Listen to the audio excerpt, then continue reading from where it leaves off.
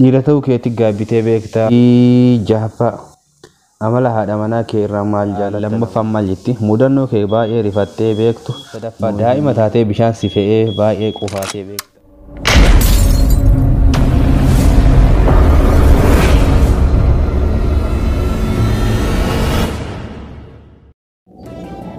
Ashama kabajamtoota jaalatamtoota hordoftoota nageenyi koo koonnee irraa madde hunda keessan bakka jirtan isin dhaqqabuus ni jechaa dura dursoo YouTube channelii mataa kee irra naaf feeruu keetiif hedduu takka guddaa galatoomsi jechaa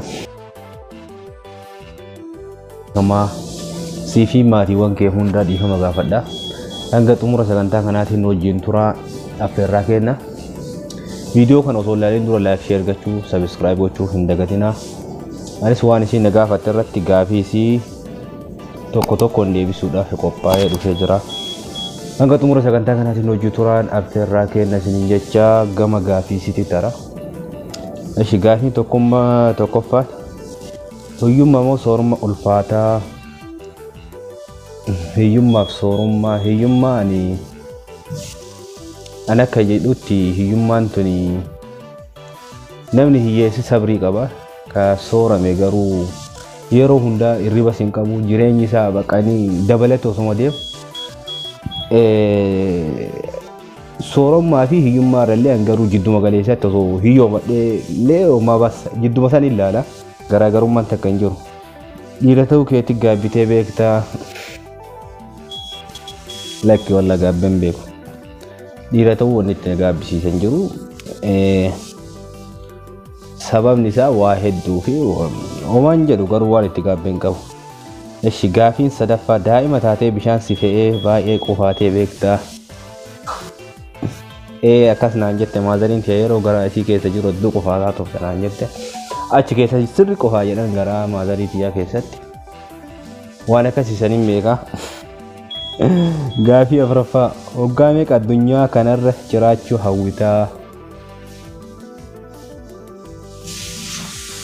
Waggaa meeqa jiraadhe addunyaa kanarra natti tola almost waggaa 50 hanga 60 biyaas sanii waliin jiraachuu hin hawwu maal godha sanii akkasii umrii nama ammaatu sadarkaa saniin ga'u akkasiin hawwa nushee gaafii shanaffaa namni ati osoo si miidhee dhiifama deebitee hin gooneef eenyu addunyaa kanarraa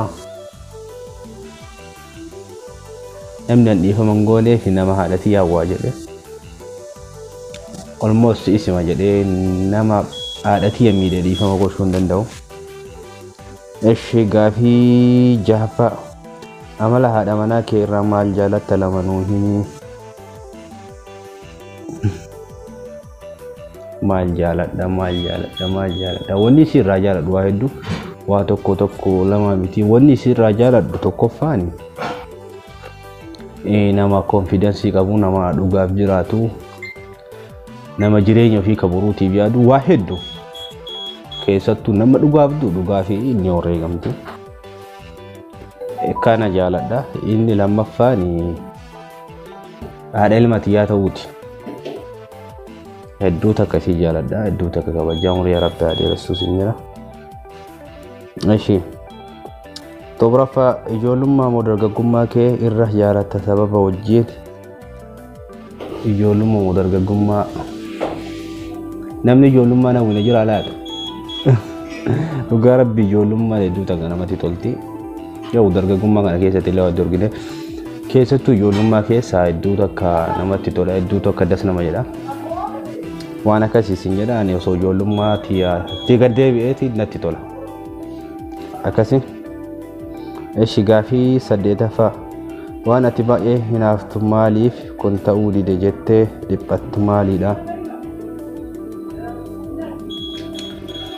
Wanni ani itti dhiphadhu maaf wanni kun ta'uu dide jedheet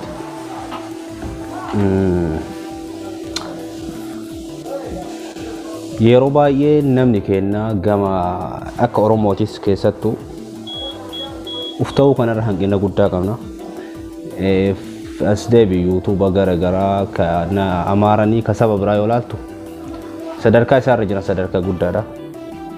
Kana yoo argu hedduu takka na inaafsisa namni kennamaaf sadarkaa sana hin geenne maaf akka saba sanii wal jajjabeessine ka jedhu duuta kanatti dhagama maaliif namni kenna osoo baay'ina qabnu wal fayyaduu irra wal miidhuu fi wal xiqqeessuu kana baay'ata nama kenna kanarra namni kenna osoo akka saba sanii wal jaalatee wal jabeeffatee tokkummaa ka ummata sanii qabaatee wal cinaa dhaabbatee waan jedhu itti na inaafsisa yeroo baay'ee ka keessa kiyyatti dhagamu keessattuu ijoollee Oromoo ni argaa jira sadarkaa yuutuubaa irra jirru akka argaa jirutti namni kenna namni gudda jedhanii yookaan subscribe isaatti ol deebee hedduu takka wanni inni hojjetuu fi waan ofii gadi namaa wanna jedha uumama akkanaati ani naafaan kiyarra guddaan osoo sabni kiyya akka saba kaaniitti wal jaalatee tokkummaa akkasii qabaatee gara hundaa wal daggafee deemee jechuu barbaada kanuma ishi gaafii sagalaffaa dhalata arsiidhaa kanaafuu haadha warraa kee meeqa gabbartee fuutee himuu qabda dirqamaa tole rakkoon qabu hinima dhugaadha yan dhalata arsiiti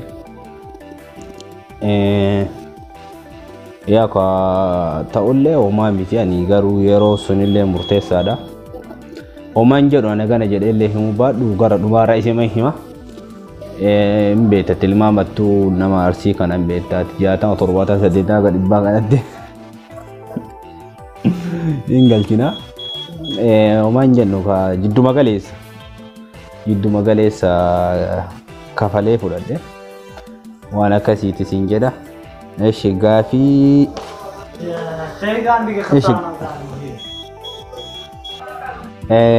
gaafiin kudhanaffaa maal jetti dargaggummaa moo bultii keessa jiraachuun nama gammachiisa sababa isaa wajjin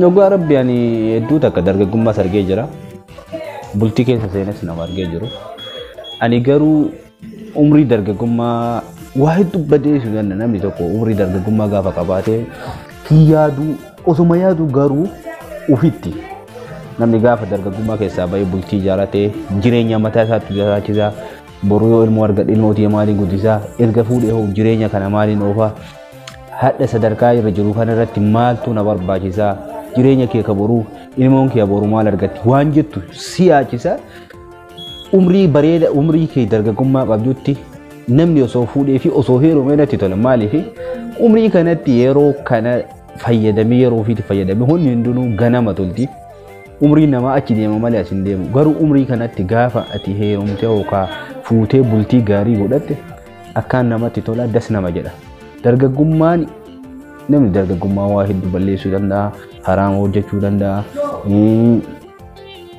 jireenyuma ofii tanaa hin beeku mallaqa kana qabachuu hin danda'u garuma fedhe akka fedhe godha kanaafuu wanni nama barbaachisu ana akka mataa kiyyaatitti fuudhuun hedduu takka na biratti itti gammada sababni isaa erga fuudhee jireenya mataa kiyyaa ofataa jira bultii horadhe anadha nama ilmoo takka qabu ilmoo kana maaliin guddifadha jireenya haadha manaa kiyya wajjin akkamii ofadha waan jedhu na yaachisa garuu hoo waan achi dura jiraataa ture yoo argu ufitti gaabba osoo tarii yookaan waliin dhaladhee yoo sanuu akka fuudheeti waliin jireenya kiyya ofadhee hedduu takka natti tola ture haa ta'u erga fuudhee irraallee waan itti gaabbu hin qabu jechuu barbaadeeti kanuma siin jedha.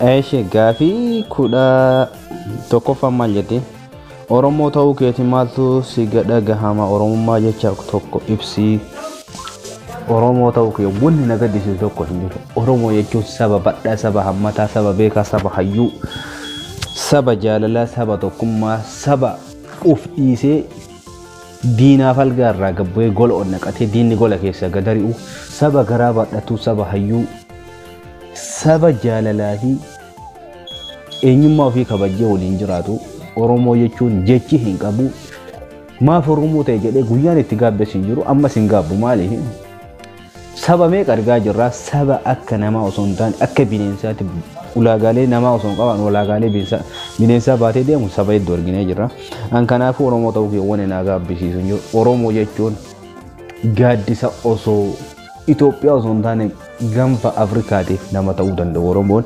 jechi Oromoo jedhu kun bichaan ni gaha Oromoo jechuun nagaha Oromoo jechuun gammachuu Oromoo jechuun waan isin jedhu hin qabu Oromoo jecha kanaatiin ibsa.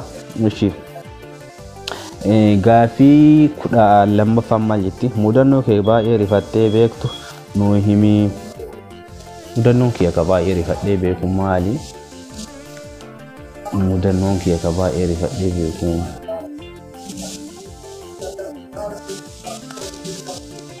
Waa hedduu tokko keessaa hositti